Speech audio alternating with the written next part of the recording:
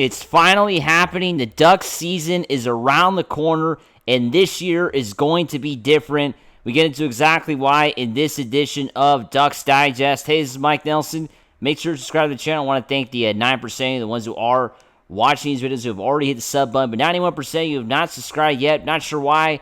We're the newest Anaheim Ducks YouTube channel, so make sure to hit that subscribe button.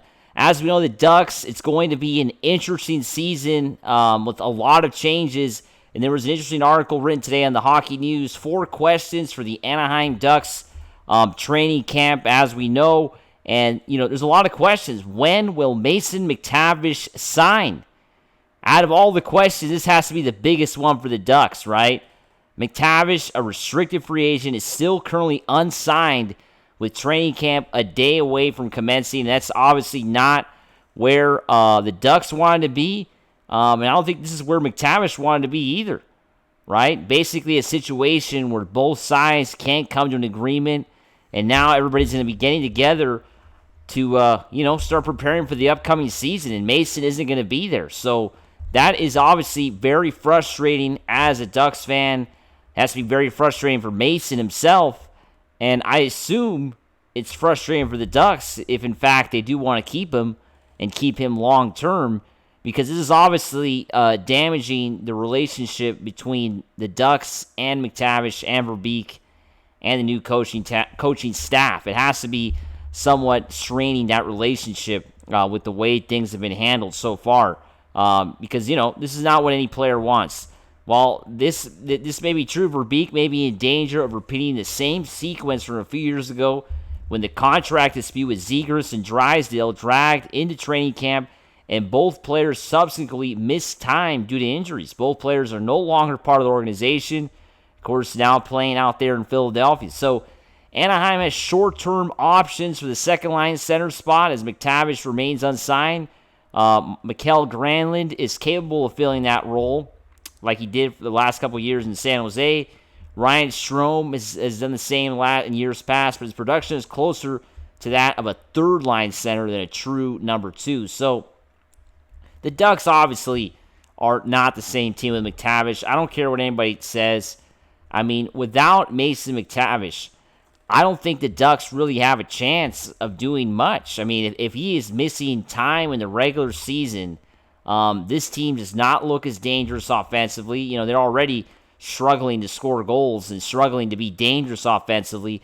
So if McTavish is completely erased from that equation, then I don't know. I think this team just looks a lot less, dangerous on the offense. They're not the same attack as with McTavish. So it's a big loss, him not being there. First preseason game Sunday afternoon. It's just not where we want to be. It's September 17th, and things, as we know, are not really resolved with McTavish and the Ducks. And that is the biggest question on everybody's mind right now. This has to be the biggest question for every, Ducks fan, for everybody that's, following the NHL as well. This is quietly become, I think, the biggest story in the NHL, right? This has to be the biggest story in the NHL with the McTavish holdout, the McTavish and the Ducks contract, not holdout, McTavish and Ducks contract dispute, right? This has to be the biggest, discussion, the biggest story out there because, nothing is resolved, and that is still a question that we have as Ducks fans. How will the forward line shake out? McTavish is an important part of this forward corps, but with or without him, there's still plenty of moving parts that need to be settled. The trio of Carlson, Cutter Gauthier, and Alex Killorn may get an early look to see if they can continue the production that they had during the second half of the season, which, like I said yesterday on the show, Leo Carlson had a great second half, and hopefully he can build on that here in the first half of the season. And, it would be great, right, if Carlson could kind of build on what he did at the end of the year last year and get off to a great start this year. That would be super awesome, right? It'd be great for the Ducks. It'd be great for him. With McTavish absent for the time being, Granlund may jump to the number 2 center position and be flanked by Troy Terry and fellow offseason addition Chris Kreider.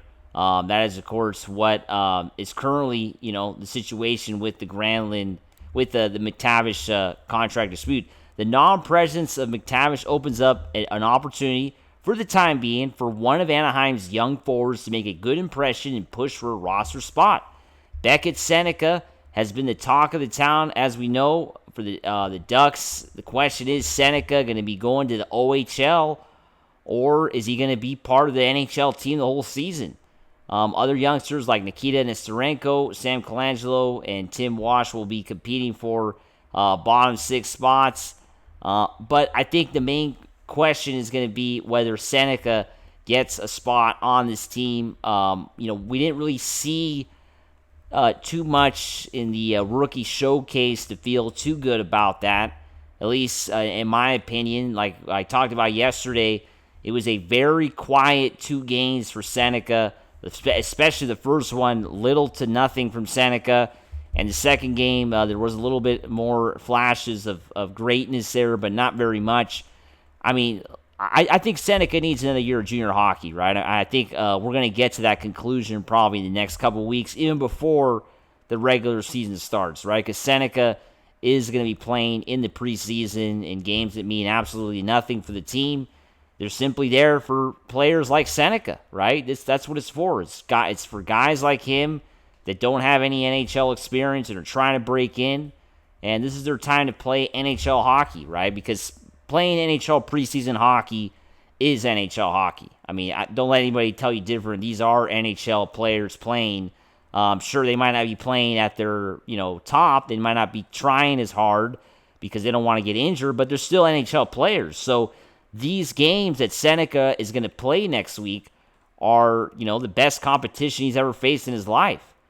This is basically playing at the highest level for him at his level, at his part of his career right now, at the stage of his career that he's at right now. This is the highest level he's faced. So big question if he can make the jump this season, or if he's going to have to go play, junior hockey again one more season. What will the blue line look like? Of course, the Ducks defense has a lot of young players. Gudas and Trouba are the 2 veterans, but there's a lot of young guys like Combe, Mitnyakov, Zellweger. And then, of course, there's going to be one more spot for, a trio of players. Drew Hellison, Tristan Lunow, and Ian Moore is likely going to be the guys that fill that last spot there. The defense is pretty young. There's a lot of question marks.